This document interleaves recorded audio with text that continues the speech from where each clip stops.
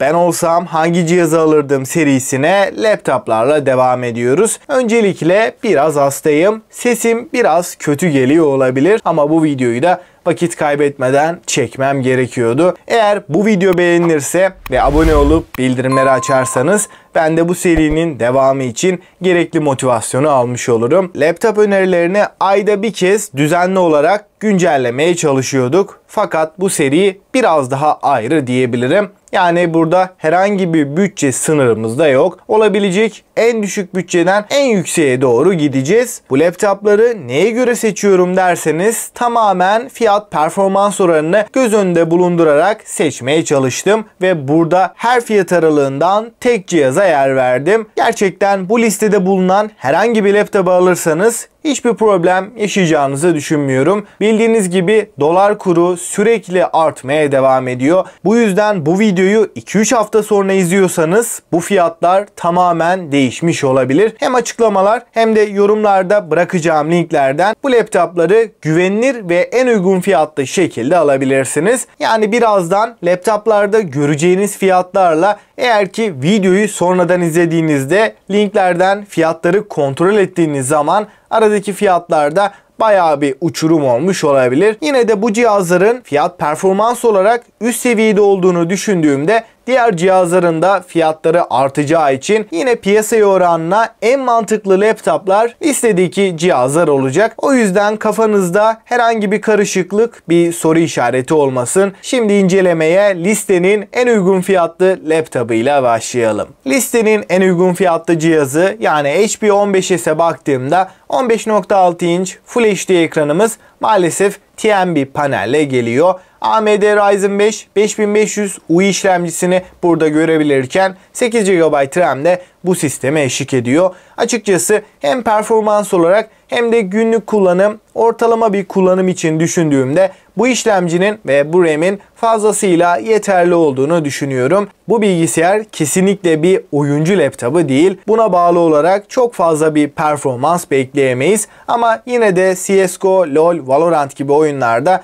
düşük grafiklerde 60 FPS üstü bir deneyim verebiliyor. Bu noktada harici bir ekran kartının olmadığını da düşünürsem AMD Ryzen 5 gerçekten başarılı bir işlemci diyebilirim. Ekran kasa oranı olarak da iyi bir seviyede olsa da kasa kalitesinin alt seviyede kaldığını da söylemem gerekiyor. Tamamen plastik bir kasayla karşılaşıyoruz. Ama bu fiyat bandında gerek donanımıyla gerekse ekran boyutu ve Full HD çözünürlüğü sunuyor olmasıyla benim beğendiğim bir cihaz diyebilirim. Hatta bu fiyat bandında alabileceğiniz en mantıklı laptop olduğunu da söylemem gerekiyor. Bunun haricinde bence 8000'in altına artık laptop kısmında hiçbir şekilde düşmeyin. Celeron işlemciler, Intel i3 eski nesil işlemcileri 8000'in altına düştüğümüzde yavaş yavaş görmeye başlıyoruz. Ki bu laptoplar hiçbir şekilde uzun ömürlü değil. Oyun oynamasanız dahi performans olarak bir beklentiniz olmasa da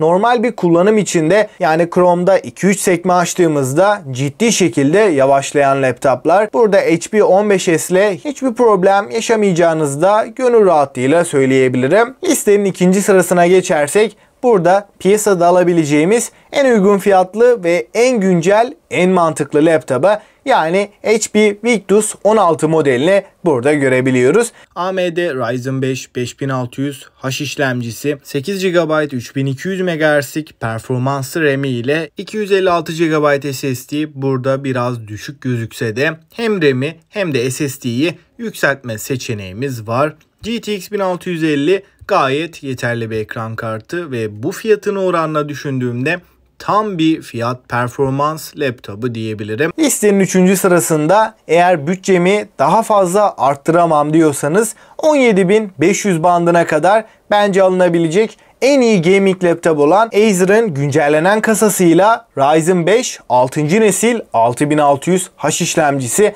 ve RTX 3050 GPU'yu görebiliyoruz. Burada 512'lik SSD'nin kullanılması da önemli bir avantaj. Açıkçası bu cihazın tek yükseltme gerektiren yönü RAM'i diyebilirim. İşlemci olarak performansımız bayağı iyi seviyelerde. İşlemci gayet iyi, hem verimli hem performanslı iken burada i7 12. nesille de başa baş bir işlemciyle birlikteyiz. Oyun performansı olarak da Özellikle e-spor oyunlarında en üst ayarlarda 120 FPS üstünü rahatlıkla görebileceğiz. Hatta piyasadaki çoğu oyunda da orta yüksek arasında iyi bir performans sağlayacaktır. Eğer bütçeyi biraz daha yukarı çıkarıp 18-19 bin bandına gelebiliyorsak bu noktada yine Acer'ın Nitro serisinden i5 12. nesil işlemcili 16 GB RAM ve RTX 3050 Ti gibi gayet yeterli bir ekran kartıyla beraber geliyor. Burada ekranımız 144 Hz IPS bir panele sahipken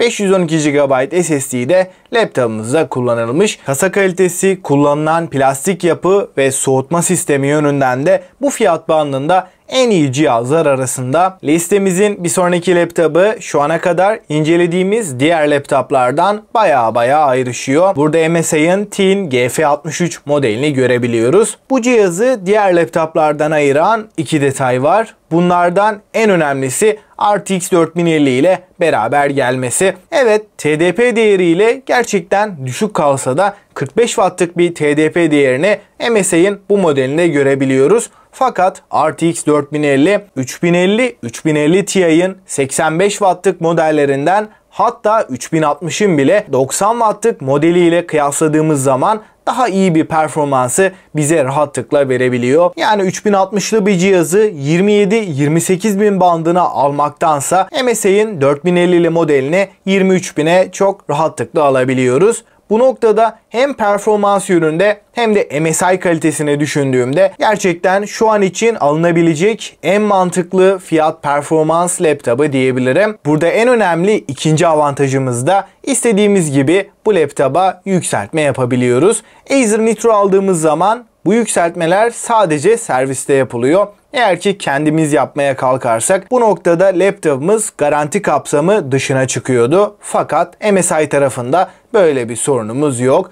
SSD ve RAM yükseltmelerini kendimiz rahat bir şekilde yapabileceğiz. Ve bu cihazın şu anda en büyük eksisi de kesinlikle 8 GB'lık RAM'i. Bir RAM takviyesi yaptığımız zaman en az %25-30 civarında artacaktır. Hem oyun hem de iş için alınabilecek en mantıklı seçenek. Eğer bütçem çok yüksek değil, yazılım, video kurgu, Photoshop, bunun dışında mühendislik, mimarlık uygulamaları için sağlam bir laptop arıyorum dediğinizde M1'li MacBook Air en mantıklı tercih diyebilirim. Şu anda 1000 dolara yani 20 bin bandında rahatlıkla bulunabiliyor. Bu fiyat bandında iş için alınabilecek açık ara en iyi cihaz. Apple M1 işlemci halen güncel ve verimlilik noktasında da gayet yeterli diyebilirim. Ben biraz daha fazla bütçe ayırdım ve 30 bin ile 40 bin bandında beni uzun yıllar götürebilecek daha sağlam bir laptop istiyorum derseniz burada Asus TUF A15 önümüze çıkıyor. Bu laptop güncel piyasada RTX 4060 ile alabileceğiniz en fiyat performans laptop diyebilirim. Ama tahminimce bu fiyat buralarda çok uzun süre kalmaz. 33.000 bandında ciddi anlamda kaçırılmayacak bir cihaz. AMD'nin en yeni ve en performanslı serilerinden birini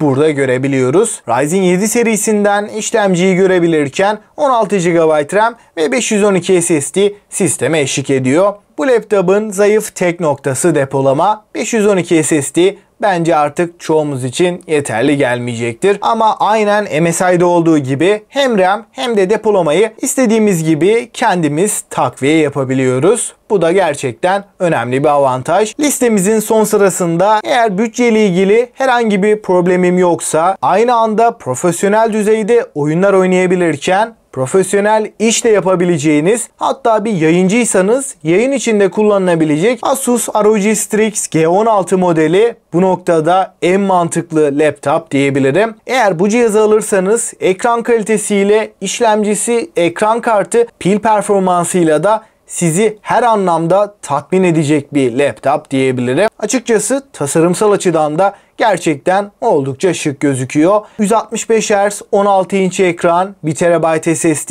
ve RTX 4070 ekran kartıyla açıkçası bu fiyatına oranla gerçekten baya ucuz kaldığını çok rahatlıkla söyleyebilirim. 47.000'e yani yaklaşık 2.000 dolara bu kadar güçlü ve kaliteli bir laptop bulmak ciddi anlamda zor. Açıkçası bütçeyle ilgili bir probleminiz yoksa bu cihazı kesinlikle kaçırmayın. RTX 4000 serisi bilgisayar dünyasında gerçekten çığır açmış durumda. 3080 Ti yani geçtiğimiz senenin en performanslı ekran kartıyla şu anda daha orta seviye 4070 3080 Ti ile neredeyse birebir aynı performansı veriyor. Şu an 3080 Ti'li laptoplarda 100.000 bandında dolaşıyor. Yani burada fiyat avantajıyla da Asus ROG Strix alabileceğiniz her anlamda en iyi cihazların başında geliyor. Listedeki tüm laptopların en uygun fiyatlı güvenilir linklerini açıklamalara ve yorumlara koyacağım. Oradan güvenli bir şekilde alabilirsiniz. Genel olarak son bir değerlendirme yaparsam şu piyasa şartlarında gerçekten her fiyat aralığından en iyi laptopları birlikte kısaca incelemeye çalıştık ve bu aralar bir laptop almayı düşünüyorsanız vakit kaybetmeden